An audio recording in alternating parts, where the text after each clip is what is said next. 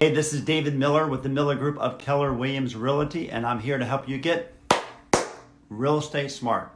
All right, so today we're going to talk about the top 3 reasons why a home will not sell in a seller's market. You're thinking, what? A seller's market? Everything sells in a seller's market, but that is not the case. The number 1 reason why a house will not sell in a seller's market is because it is overpriced. Just because it's a seller's market does not mean that people are willing to pay more than what the house is worth. Now, if it's a great house and there's a bidding war, that might be the case, but it does have to appraise. You got to keep in mind that 90% of buyers work with realtors when they're buying a house because it doesn't cost them anything.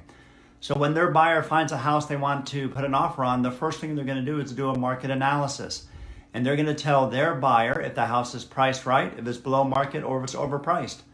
And think about it, if you are the buyer and your realtor is telling you that a house is overpriced and there's other properties to look at, you're not going to waste your time trying to convince the buyer or the seller that their house is worth more than what it actually is. So the number 1 reason is your house is overpriced. You need to price it appropriately.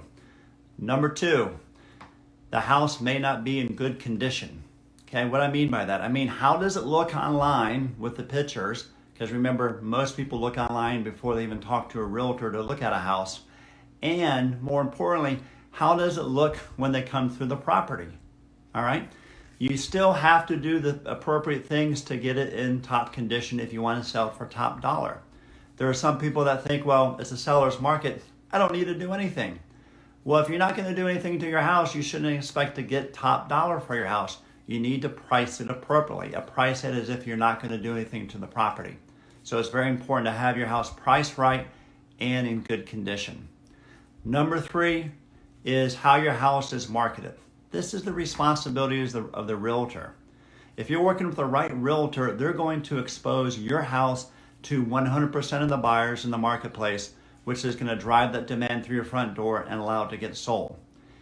What you do not want to do is go with a realtor that has a passive approach to marketing your property. I like to call it the 3P method. The first P is they're going to put a sign in the yard.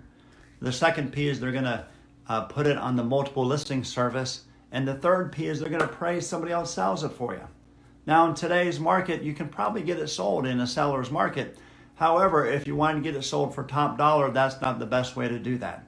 So make sure you do your due diligence in interviewing realtors and go with the one that has a complete marketing program to provide that exposure to drive that traffic.